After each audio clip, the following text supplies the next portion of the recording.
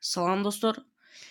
Силер менен кайрадан Капитан Майнкрафт каналы. Бүгүнкү видеомдо мен суунун астындагы эң жашыруун жерди көрсөтмөкчүмүн. Анда баштадык. Создать игровой мир. Мой мир.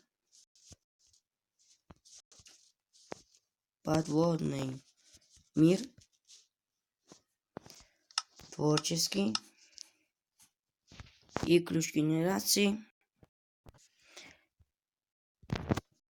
92 85 74 289 болду. Мындан башка бизге эчтеке кереги жок. Анда создать.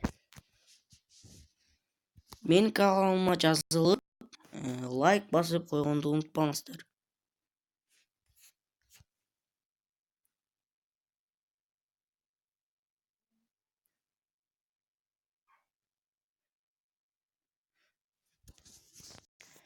Загрузка болуп бүттү.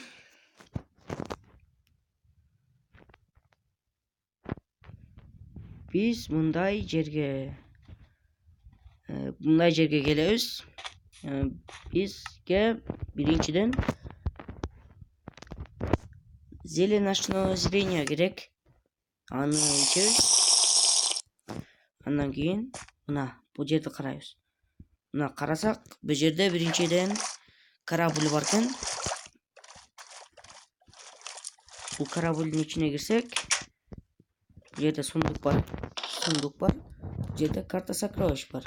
Жана книга, бумага, перо дегендердин керексиз нерселер бар экен. Бул карта сокровищтен биз өзүңөр таап алсаңыздар болот. Андыктан биз подводный мирди мен силерге подводный мирди көрсөтө берейин. Бул жерде кирген эшиги жок экен, ошондуктан биз бул жерди сындырууга туура келет. Бул жерде даже скелет бар экен. Бул жерге киребиз. Бул жерде ар кандай эшиктер. Бул жерде сундуктар бар өзүнчө. Аны биз дагы көрөбүз. Бул жерде эле айткандай эле сундук бар экен. Скелет.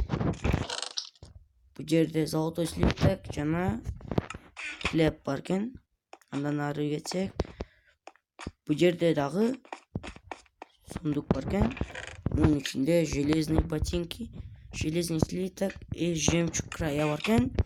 Андан ары кетсек, бул жерде сын калыптыр, суу басып кетиптир. Бул жерде эмне бар экен? Бул жерде скелет бар экен, жанакы биз көргөн скелет. Бул жерде да суу.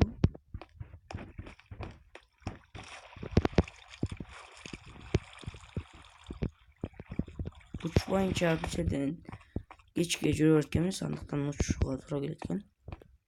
Паук. Башка эч нерсе деле жок экен. Бирок деревнясы өтө сонун.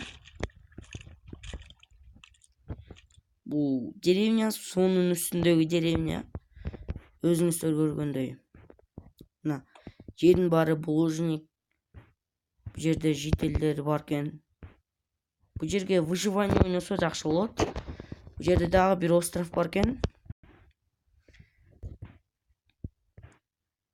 Мына деревнясы да сонун экен. Бул жерде дагы бир остров бар экен. Жана карта сокровищти өзүңүздөр издеп таба аласыздар. Жана мен силер менен коштошом.